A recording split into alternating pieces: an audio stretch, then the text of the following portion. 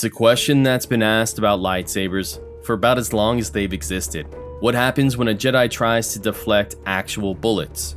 Not blaster fire, mind you, but an actual physical metal projectile. Well, thanks to one of Obi-Wan Kenobi's most interesting battles, we know the answer to this question.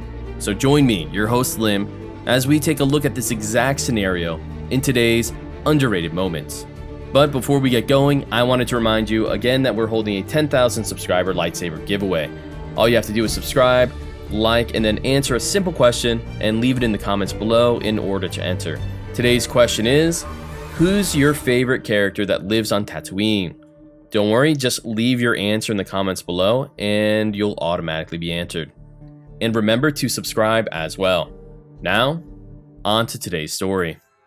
Obi-Wan's time on the strange world of Carnelion IV was getting worse and worse by the hour. After crash landing onto the surface with his padawan Anakin Skywalker, it was only a short time before the pair of Jedi realized why the Republic didn't send regular patrols to the planet in the first place. The natives had all but destroyed it. In their wars against each other, they had blanketed the surface in a thick layer of poisonous gas. Avoiding it was tough and required special breathing devices. But even though wearing the device was a frustrating ordeal, the consequences if you didn't were much worse. You could mutate and transform into a flesh-eating monster known as a corpse leech. Not long after Kenobi touched down, the natives kidnapped his apprentice, Anakin Skywalker, and then his only guide, a mercenary named Grecker, tried to feed him to a group of massive, green-scale dragons.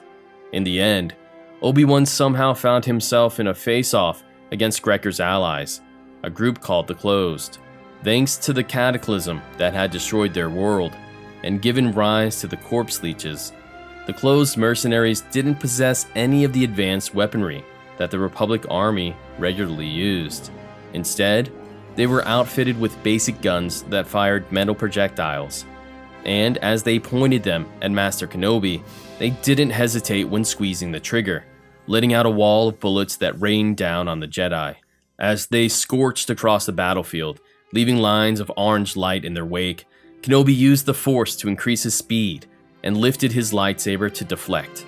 But unlike blaster fire, which would ricochet off of a Jedi's weapon whenever they were shot, these metal slugs were different.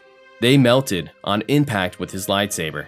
Some of the metal even evaporated into gas once it touched the unfathomably hot blade, but other chunks hit the lightsaber at an angle, leaving behind partially melted fragments that continued on their original trajectory and struck Kenobi's thick brown cloak. Although they were tiny, the bullet fragments quickly burned through Obi-Wan's clothes and buried deep within his skin. Had it been a typical blaster volley, even a partial deflection would have deflected the shot altogether. But metal bullets didn't behave like that. At least some part of them would continue going forward. In response to the ancient weapons, Kenobi decided to flee the battlefield and leapt towards the high ground. Soon, the Closed enemies would join the battle, and eventually, even the Republic. For Kenobi though, he would never forget the day that he faced these ancient weapons. Metal bullets were an archaic projectile, one that would always lose in battle against blasters and lasers, but on this day, when facing off against a Jedi, the bullets got the better of their adversary. Thanks for tuning in to this episode of Underrated Moments. Please remember to comment and subscribe in order to enter our 10,000 subscriber lightsaber giveaway. And let me know what you thought of this story.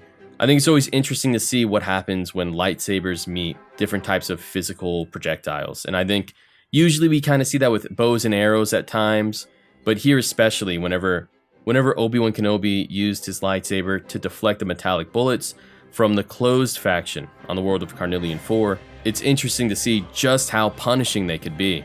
Alright, let's chat it up in the comments, and I'll see you next time.